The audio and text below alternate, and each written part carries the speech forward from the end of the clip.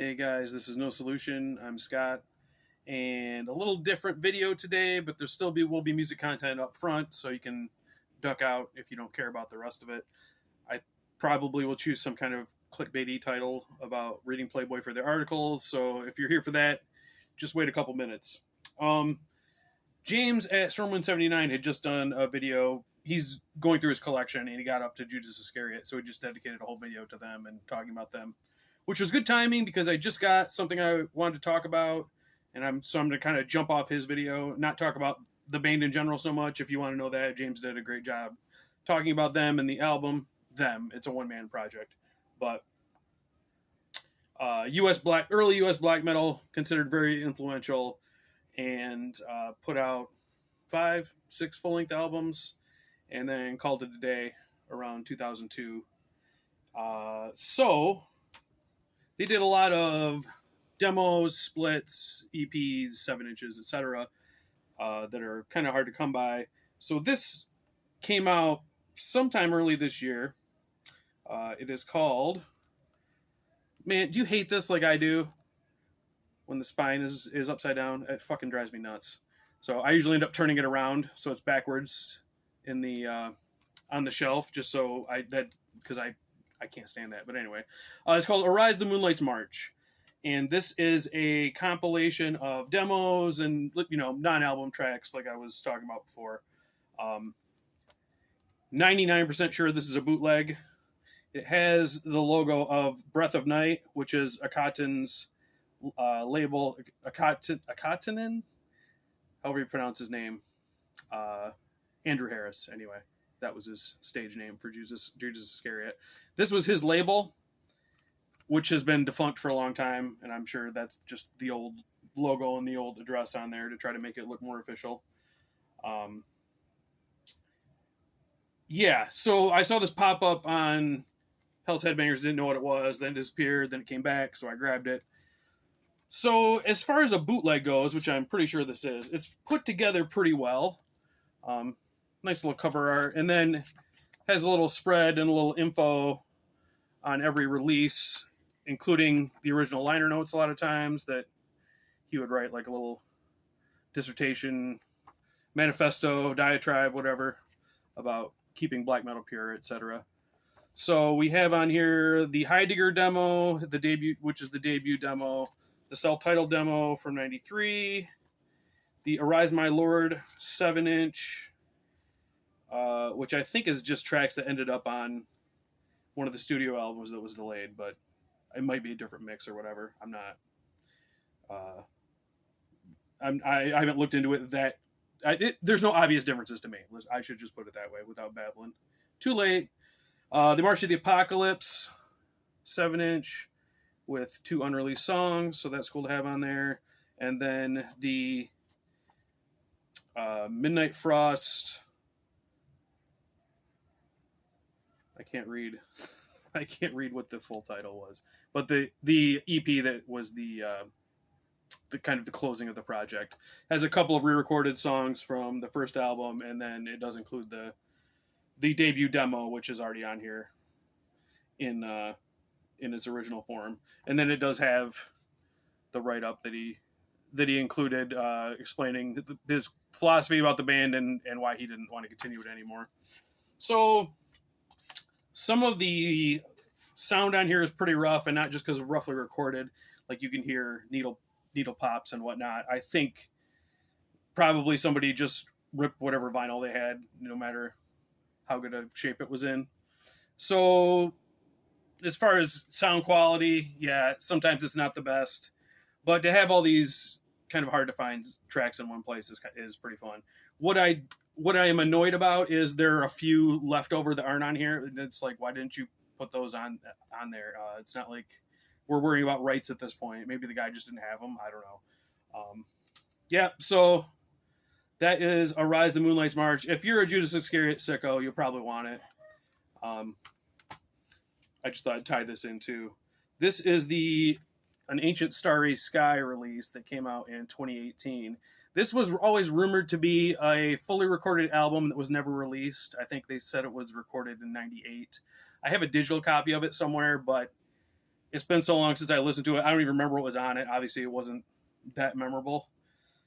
So this came out in the Blake Judd Ascension Monuments Media kind of resurgence where he was putting stuff out. He claimed to have the rights. He claimed to have the rights to all the Judas Iscariot stuff. It turned out that wasn't true.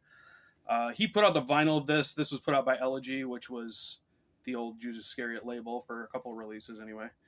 And what this is 2 songs from one of the 7 inches with, I believe, a different recording because they're a bit longer, and a studio track that was previously only released on this live album. Under the Black Sun, which is actually a really good song, Black Eternal Wind. So if you didn't have this, then you'd have it on here. And then another release of the self-titled demo with an extra sort of ambient outro thing on it. So yeah, if you combine these 2, there's still stuff left over. So I don't know. I wish somebody would just put out a definitive one, but I guess that's not happening. If you don't know, Akaten has kind of disappeared from the scene and isn't interested in releasing anything or making any money off the music. He gave the rights away to the various labels that he worked with. And I think the only time he surfaced was finally when all these bootlegs were coming out. He finally came out and made a statement. He was like, yeah, these are not authorized. I did not give permission to put any of these out. And so it turned out Blake Judd was a criminal again. Who could have seen that coming? But anyway, that's that for the Judas Iscariot boot. I just thought it was cool to talk about it a little bit, explain what was on it, because sometimes information is hard to come by. And it's out there. I've seen it in multiple distros. So if you're interested, you can probably find it. So, with my collecting personality, I fell into a trap of going on Whatnot and trying to buy some old Playboys I used to have. And kind of going crazy. Then it became, if I bought this one, I'll fill out this run of this year. And so it's kind of gotten out of control. You know how collectors are. But I had all these stacks of Playboys laying around, and I thought, you know what? Why don't I actually try to enjoy these instead of sticking them in a box and have just being another thing I have to cart around. And by enjoy them, I don't mean that way. Just to explain, to me, Playboy has never been like that. It's never been like a stroke mag. It's been it's more almost like fantasy art, kind of like Boris Vallejo or something like that. Impossibly beautiful women with pretty much impossible bodies. And really, when you go through a Playboy magazine, it might be 10% of what's in here. It's mostly articles and interviews and things like that. And the old, I only read Playboy for the articles thing is kind of funny. But I thought, you know what, maybe I'll flip through and see. And flipping through, I kind of started in 97 just because that's kind of like when I was a young man and kind of on my own, and it's a world I remember. And the Playmates are born about the same year I was, so that makes me feel good. It doesn't feel good when you see the Playmate and they were born in a year that you were an adult. That seems kind of creepy. But I was just kind of flipping through, and there is kind of a lot to enjoy in these magazines besides the nudie pictures. You see here kind of the lineup. John Updike does a write-up on the Marilyn Monroe pictorial that they have in here. And by the way, Playboy has gotten how much mileage out of the 5 Marilyn Monroe pictures they have, but good for them. What else we got in there? You can just see here. William Buckley is part of some roundtable discussion on legalizing drugs. So a lot of the stuff in here is dated to the point it doesn't make sense really even to read it anymore, but it's pretty cool. There's in fiction short stories, I really enjoyed the Jay McInerney one in here. I'd never read anything from him. His big hit was Bright Lights, Big City in the 80s. There's a new James Bond story in here. Kind of sucked, but it was just kind of cool to see. So yeah, I've actually really been reading Playboy for the articles. Obviously, I look at the naked ladies too, but let's see. I just pulled out a few here just to kind of give an idea of the time periods. This one I thought was interesting. September 1976. And you see he's got like a collage in the bunny here and kind of, nakedish ladies. But the headline is the new Kurt Vonnegut novel. It just really made me think, wow, we really used to be better, didn't we? Like this men's magazine, and the big story is Kurt Vonnegut's new novel, as opposed to what we call a culture now. I just thought this was a cool cover, just really beautiful photography.